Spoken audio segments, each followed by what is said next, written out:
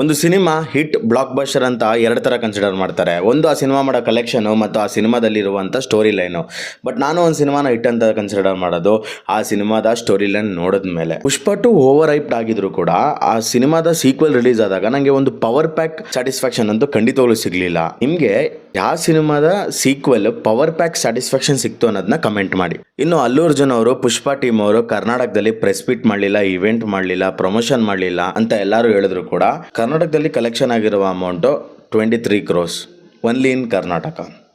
ಇನ್ನು ಈ cinema over hype ಆಗಿದ್ರು ಕೂಡ, ಮಿಕ್ಸ್ಡ್ ರಿವ್ಯೂಸ್ ಇದ್ರು ಕೂಡ, ಕೆಲವ್ರಿಗೆ ಇಷ್ಟ ಆಗಿದ್ರು, ಕೆಲವ್ರಿಗೆ ಇಷ್ಟ ಆಗಿಲ್ಲ ಅಂದ್ರೂ, ಸ್ಟೋರಿಲಿ ಸಮಥಿಂಗ್ ಯುನಿಕ್ ಆಗಿ ಇಲ್ಲ ಅಂದರೂ ಕೂಡ ಈ ಸಿನಿಮಾನ ಎಷ್ಟರ ಮಟ್ಟಿಗೆ ಜನ ನುಗ್ಗಿ ನೋಡ್ತಿದ್ದಾರೆ ಅನ್ನೋದಕ್ಕೆ ಈ ಸಿನಿಮಾದ ಕಲೆಕ್ಷನ್ ನೋಡಿದ್ರೇ ಗೊತ್ತಾಗುತ್ತೆ. Fastest 500 crores in Indian cinema ಅಂತಲೂ ಹೆಸರು ತಗೊಂಡಿದ್ದಾರೆ.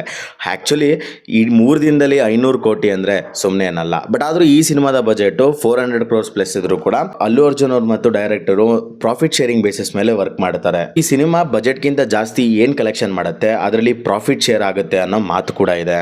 ಈ ಸಿನಿಮಾ 1 crores ಕಲೆಕ್ಷನ್ ದಾಟಿದ್ರು ಕೂಡ ಅದಕ್ಕೆ ಒಂದೇ ಒಂದು ರೀಸನು ಅಲ್ಲು ಅರ್ಜುನ್ ಅವರು. ಈ ಸಿನಿಮಾ ನೋಡೋಕ್ಕೂ ಮೇನ್ ರೀಸನು ಅಲ್ಲು ಅರ್ಜುನ್ ಅವರು ಮತ್ತು ಫಹದ್ ಫಾಜಿಲ್ ಅವರು. ಆ್ಯಕ್ಚುಲಿ ಫಹದ್ ಫಾಜಿಲ್ ಅವರು ಸಿಂಪಲ್ ಆಗಿ ಒಂದು ಇಂಟರ್ವ್ಯೂ ಹೇಳಿದ್ದಾರೆ, I have no sense of it. I don't think Pushpa has done anything to me. No disrespect or anything. ಆದರೆ ಈ ಇಂಟರ್ವ್ಯೂ ನೋಡಿದ್ಮೇಲೆ ನನಗೆ ಅರ್ಥ ಆಗಿದೆ ಇಷ್ಟೇ, ಅಂಥ ಪೊಟೆನ್ಷಿಯಲ್ ಇರುವಂಥ ಆ್ಯಕ್ಟರು, ಅಂಥ ಟ್ಯಾಲೆಂಟ್ ಇರುವಂಥ ಆ್ಯಕ್ಟರ್ನ ಇವರು ಕಂಪ್ಲೀಟಾಗಿ ಯುಟಿಲೈಸ್ ಮಾಡ್ಕೊಂಡಿಲ್ಲ. ಏನಕ್ಕೆ ಅಂತಂದರೆ ಅವ್ರನ್ನ ಕಂಪ್ಲೀಟಾಗಿ ಯುಟಿಲೈಸ್ ಮಾಡ್ಕೊಂಡಿದ್ರೆ ಈ ಸಿನಿಮಾದ ಮೇನ್ ಕ್ಯಾರೆಕ್ಟರೇ ಫಹದ್ ಫಾಜಿಲ್ ಅವ್ರು ಆಗೋಯ್ತಿದ್ರು.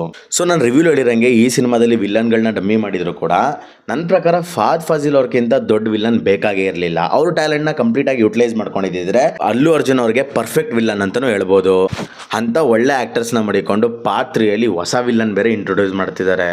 ಹೊಸ ವಿಲ್ಲನ್ನ ಹಳೆ ವಿಲ್ಲನ್ನ ಅನ್ನೋದು ನಿಮಗೆ ಕ್ಲಾರಿಟಿ ಸಿನಿಮಾದ ಕ್ಲೈಮ್ಯಾಕ್ಸಲ್ಲಿ ಸಿಗುತ್ತೆ. ಇವರು ಈ ಸಿನಿಮಾದಲ್ಲಿ ಹೊಸದಾಗಿ ಏನೇ ಟ್ರೈ ಮಾಡಿದ್ರು ಕೂಡ ನನಗೆ ಸ್ಟೋರಿ ಲೈನಲ್ಲಿ ಏನು ಯೂನಿಕ್ ಅಂತ ಅನಿಸ್ಲಿಲ್ಲ.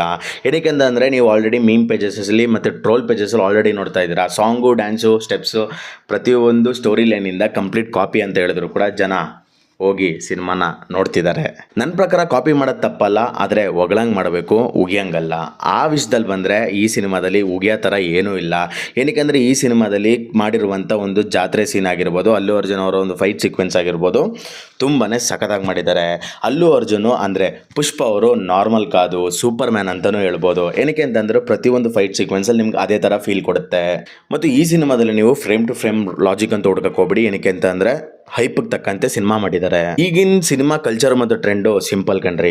ಆಡಿಯನ್ಸ್ಗೆ ಅರ್ಥ ಆಗ್ದಾರಂಗೆ ಡೈಲಾಗ್ ಹೊಡೆಯೋದು, ಜೊತೆಗೆ ಸಿನಿಮಾ ರಿಲೀಸ್ ಆಗೋಕ್ಕಿಂತ ಮುಂಚೆ ಹೈಪ್ ಕ್ರಿಯೇಟ್ ಮಾಡೋದು, ಸಿನಿಮಾನ ರಿಲೀಸ್ ಮಾಡಿದ್ಮೇಲೆ ಡಿಸಪಾಯಿಂಟ್ ಮಾಡೋದು. ಸೊ ನೀವು ಪುಷ್ಪನ ಥಿಯೇಟರ್ ಹೋಗಿ ನೋಡಿದ್ರಾ ಇಲ್ಲ ಇನ್ನೂ ನೋಡಿಲ್ವಾ? ಕಮೆಂಟಲ್ಲಿ ತಿಳಿಸಿ. ಸಿಗೋಣ ಮುಂದಿನ ವಿಡಿಯೋದಲ್ಲಿ. ಅಲ್ಲಿವರೆಗೂ ನಗ್ನಗ್ತಾ ಇರಿ.